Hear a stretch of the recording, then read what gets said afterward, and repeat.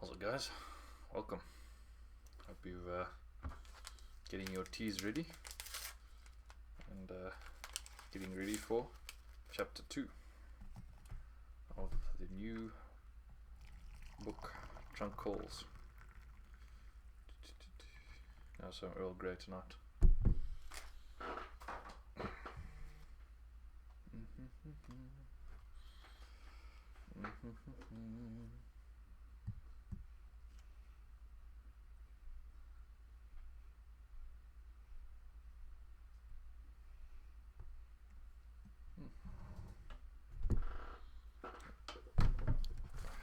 Excuse me. Need get some sugar.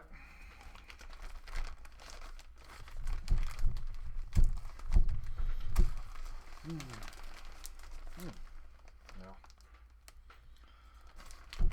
It's been a long weekend. I had a track meet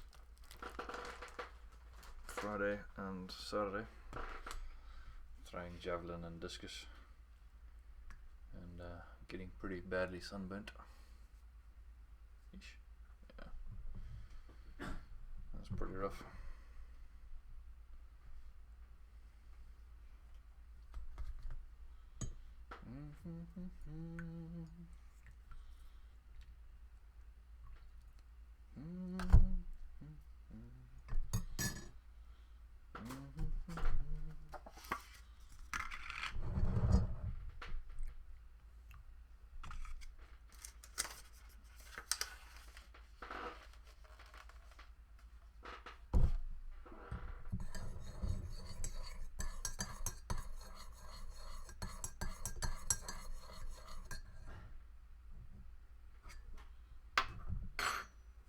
Cheers.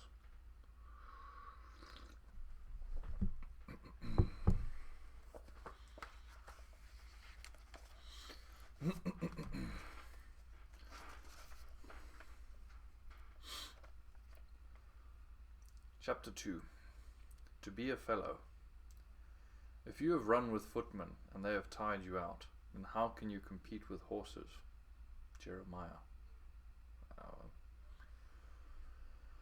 I've so often been jealous of Dad's ability to absorb knowledge. All during his school days, I'm told he never studied, but got straight A's in all of his classes, and was considered to be the most eligible student in school. I, on the other hand, was born cross-eyed, and I'm sure this crossed my brain as well. I had dyslexia, buck teeth, wore a pair of heavy black framed glasses. This did not lend itself towards good grades or social standing in a white society. I always tried to time Dad getting my report card with an extended trip into the bush. When I didn't get the timing quite right, there would be stern lectures. And to fail English, this was too much. Dad did a whole lot of shopping for hospital supplies in what is now Bujumbura in Burundi. From the Belgians, he learned a lot of choice words, which would be aimed my way. Abrupt, imbécile, macaque, carcan, stupide. Later on, when I started paying for my own schooling, I never even bothered to buy the school books, because I found that by the time I had managed to read the first chapter of the textbook, the whole course was already finished. It was the year of 1958 that Dad started to let me observe him operating. UNICEF would come by and asked if there was anything he would like to run his 80-bed hospital. An operating theatre fully equipped with autoclaves would be nice, he replied, probably thinking he had more chance of falling pregnant. However, within a month, the money was donated to make such a dream come true, and it wasn't long before Dad was operating in a modern operating theatre. Many windows were installed to let in as much light as possible, as we only had a generator that came on between 6 and 9 in the evening. Whenever an operation was in progress, faces would appear at the window until there were hordes watching. A signal would be given by Dad, and a window would be flung open. An assistant with a huge syringe would squirt water at the crowd, and they would all disperse amongst screams and hoots.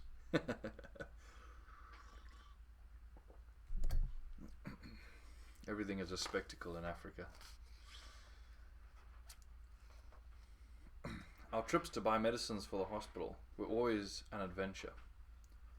As we usually left the hospital late, we often travelled at night.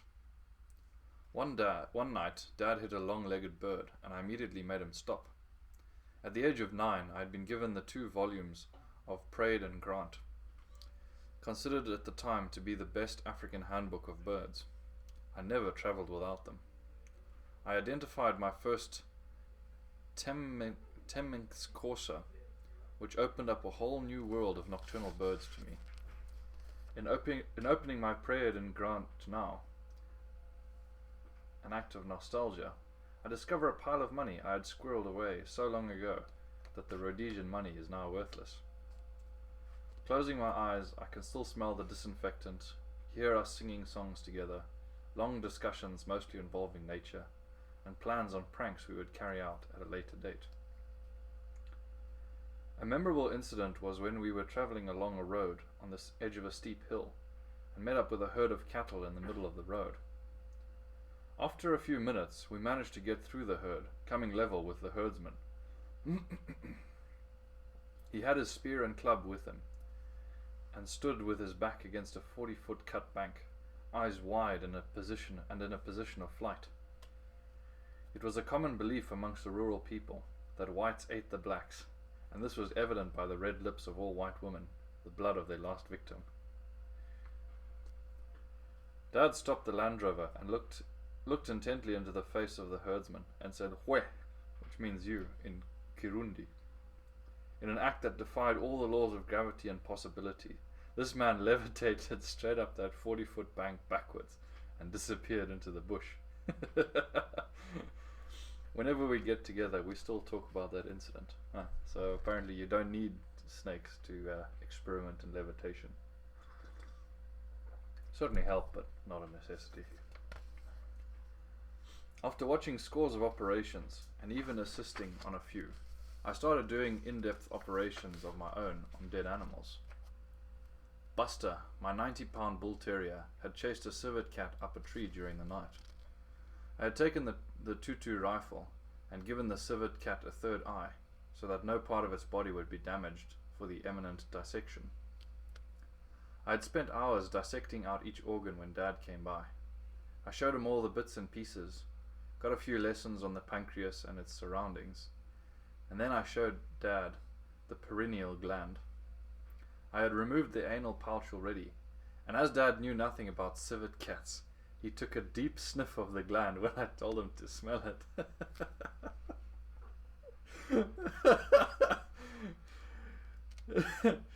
In the old days, the perfumers used to use civetone as a fixative for their flower perfumes.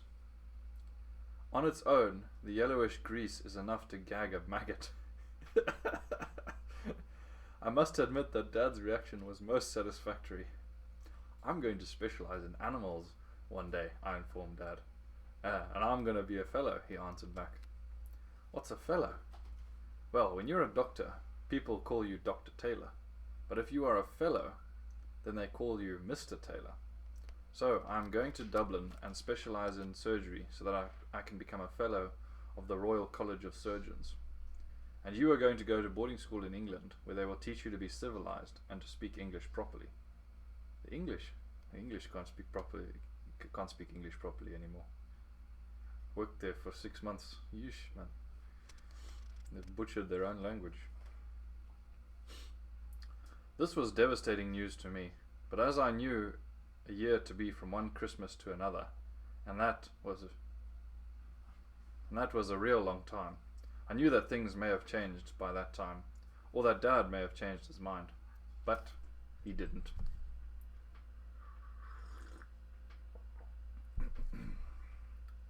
My sister Patty and I were sent to boarding school, a deep, dark pit, which was only lightened when Dad had had enough of Dublin and moved to London to the Royal College of Surgeons. Patty and I were then allowed to be day scholars, and bright spots were added to our lives when Mom and Dad took us on outings. The first one was to Windsor Castle. All the kids were running around with peacock tail feathers. I searched everywhere so that I too could carry around a peacock feather. Then I spied a peacock with a beautiful long tail, busy scratching by the side of a bush. I crept silently around the bush and launched myself through the air, landing right on the peacock's tail. It flapped wildly, shrieking continuously, when suddenly the whole tail came loose and the peacock took off. I stood up and then picked up my bouquet of tail feathers and smugly walked off, smiling at all the kids. I hadn't made it back to our family when I saw a man in a dark suit looking right at me and walking in a purposeful fashion. I knew I was dead meat. Bit like the story of the pheasant in the other book, eh? Where did you get those feathers, boy? Whenever I'm under stress, I would lapse into Swahili. This I did, trying to explain to the man that I'd picked them up off the ground. As he turned on his heel to leave, he muttered, "Bloody foreigner."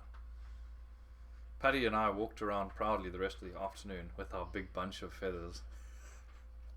I can't believe he got away with that. I guess he was a kid, so. Next was a boring afternoon at the Royal Albert Hall, listening to the pianist Van Cliburn. When you are 12, it could have been the angels of heaven, and it would not have been that interesting. What did interest me, though, were the beggars on the way into the hall. I stopped and asked one chap why he was begging. I had never seen a white beggar, thinking that all whites were rather well off, as we were in Tanganyika. One of them was even playing a violin that only had one string. One thing they all had in common was the proverbial grog blossom, with which I was already acquainted. I believe that is the fine mesh of capillaries on your nose from heavy drinking. The best treat was a visit to the Whipsnade Zoo. I had read that a giraffe's tongue was an average of 14 inches in length. In observing giraffe in the bush, I had never really noticed, but had a good idea on how to check. One day, Dad wanted to check my adenoids, and with a handkerchief had pulled out my tongue so far that it felt as though my stomach was starting to pull loose. To add insult to injury, he put his finger up into my nasal cavity from the back of my mouth. Of course, I was gagging a good deal, all the while Dad telling me to keep still. So, from a medical standpoint, I had a pretty good idea on how to check the length of a tongue. I borrowed one of Dad's handkerchiefs, and the giraffe pen was my first point to visit. Oh no. I took a handful of grass and held it just outside the bars of the pen. Sure enough, the giraffe flicked out that long tongue in my direction. I quickly grabbed it with the handkerchief, putting my foot against the iron bars, and pulled as hard as I could. 18 inches of tongue came out. I was about to pursue some more scientific studies when I heard a shout behind me. It was the type of shout that left no doubt in my mind that I was in the wrong. My parentage was questioned. I was called words I never read in the Bible. My ear was being held in a vice grip, and I was standing on tiptoes. Why? He yelled inches from my ear. It tried to eat my dad's handkerchief, I complained. Well, don't you do that again. The warden seemed to have run out of steam from his first barrage, and I felt lucky to have escaped so easily. I ran back to the family, and the rest of the day was spent picnicking and observing animals. I stayed pretty close to Dad for the rest of the day, and would have given him back his handkerchief, except for the fact that it stank so badly from the giraffe's tongue. On the way home, Dad and I sat together with Mom and Patty sitting behind us on a double-decker bus. At one stop, a very large woman got in and walked, or I should say waddled, down the aisle to a seat in front of us. "Oomph, look at that large woman," said Dad in Swahili. "She must be related to a hippo," I replied, also in Swahili. A tap from "She who must be obeyed" behind us immediately put Dad and me on our best behavior. Imagine our surprise when the large lady stood to leave, turned to us, and in perfect Swahili said, "Goodbye, gentlemen." Oof. Oof.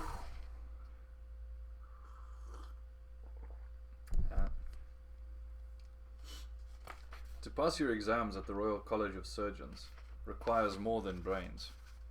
Dad would leave on the train every morning while it was still dark with another doctor who had been a missionary in Peru. His name was Dr. Howard Smith, but we all called him kindly old Dr. Smith. He knew how poor we were, and as our flat did not have a bath or shower, he would let us use his bathroom whenever we felt the need. Would a flat not have a bath or a shower? My goodness. We had what Mom called a sponge bath each evening in the one sink we had. Then on Fridays we would all trek over to the Smiths and have a bath. A true luxury. Kindly old Dr. Smith would also make me pull weeds in his flower bed and give me money. His daughter Marita, who was a few years older than me, must have told her father that I never spent any money at the tuck shop.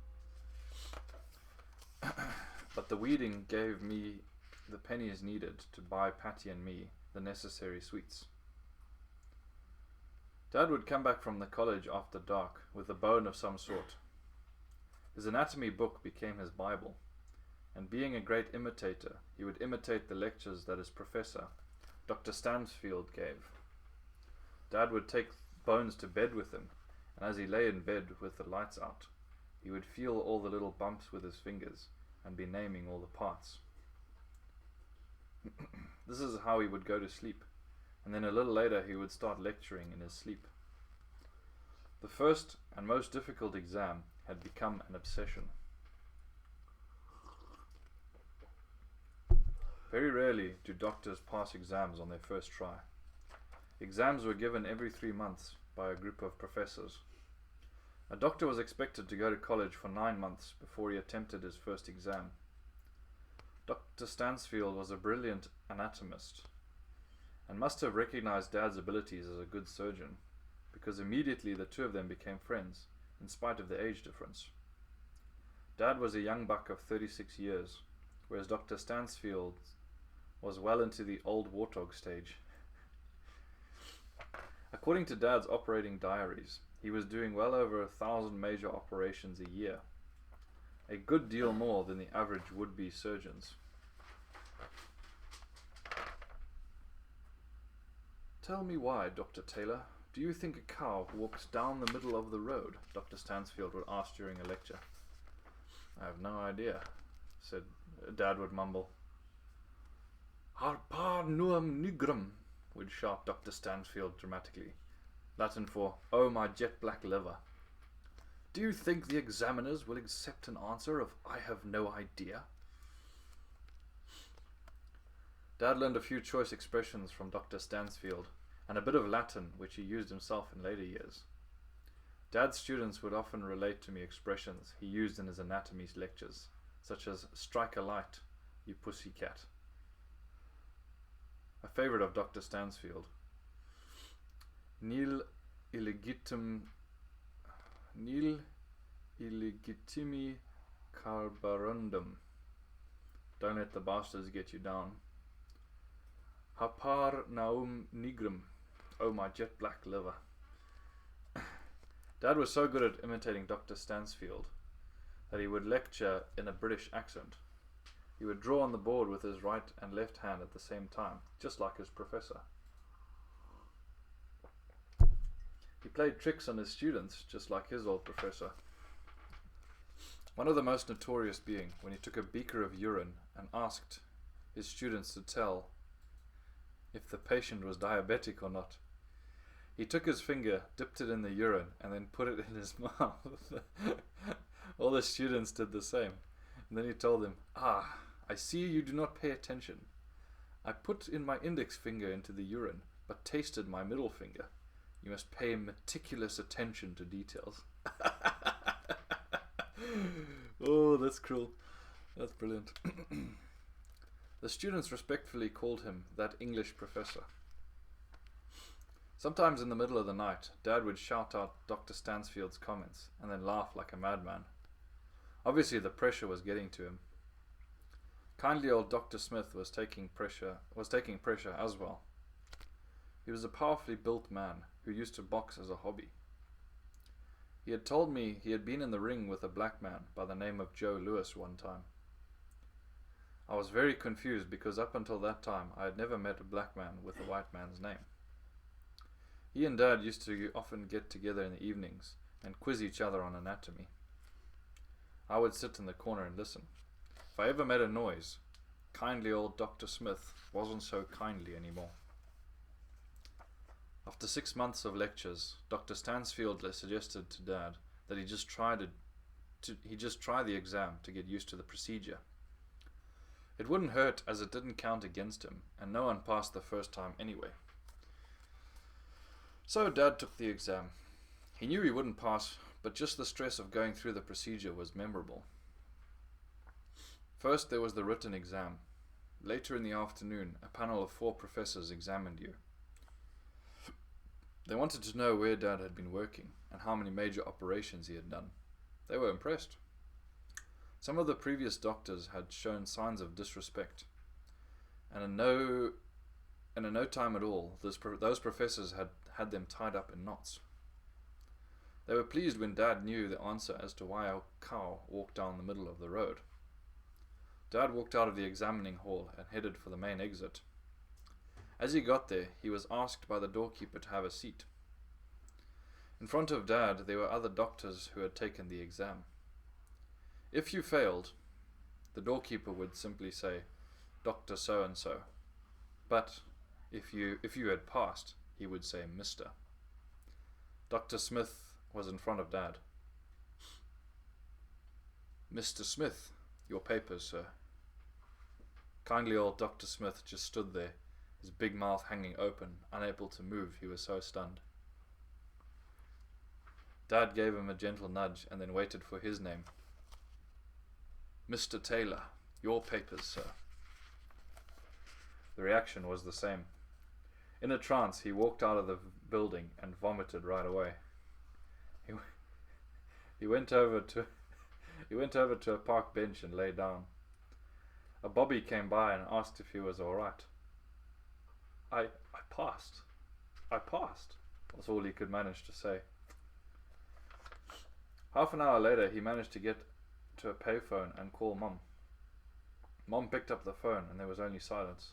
Bill, is that you? She called. Bill, talk to me. What's the matter? I passed, was all he could manage to say.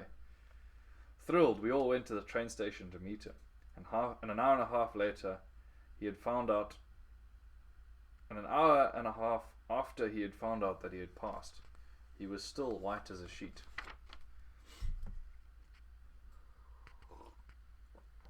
That's impressive, eh? Dad became the anatomy and surgery professor at Loma Linda University in California after serving as a mission doctor for 17 years.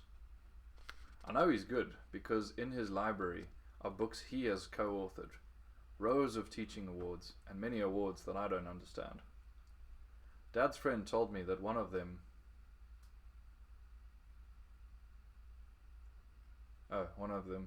awards. Dad's friend that told me that one of the awards was the same as saying that he was the best anatomist in the world.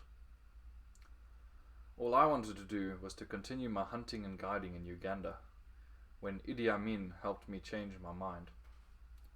A few years down the line, I was to take anatomy at Loma Linda for my dental training. Imagine my surprise when my anatomy teacher was kindly old Dr. Smith. He was really old by then. He had so many irons in the fire that he used to only sleep 3 hours a night. During his lectures, he would fall asleep in the middle of a sentence, and we would all immediately set our watches and see how long he would sleep. It usually wasn't more than 30 seconds. And then with a jerk, he would continue right from where he had left off, without repeating a single word. Once he slept for 3 minutes, and we all agreed that this was the record. But he was a great teacher, proven by the fact that I got the only A in my dental career in his class. A few years after I'd come back to Rhodesia, Dr. Smith's wife, Fern, called Dad and told him that Dr. Smith was dying of cancer in hospital and had been in a coma for 10 days. Dad, having been his boss and friend for a long time, went to go and visit him. He went into kindly old Dr. Smith's room, took a chair and sat next to him, holding his hand. They sat like that for about an hour, when Dad thought he saw the eyes flicker. "Goodbye, Mr. Smith," Dad whispered. Without opening his eyes, Mr. Smith uttered his last words. "Yes, I suppose that's appropriate." Alright, that's it for chapter 2. Thanks for listening again. Hope you enjoyed. Have a good night. Sleep well. I'll see you tomorrow. Cheers.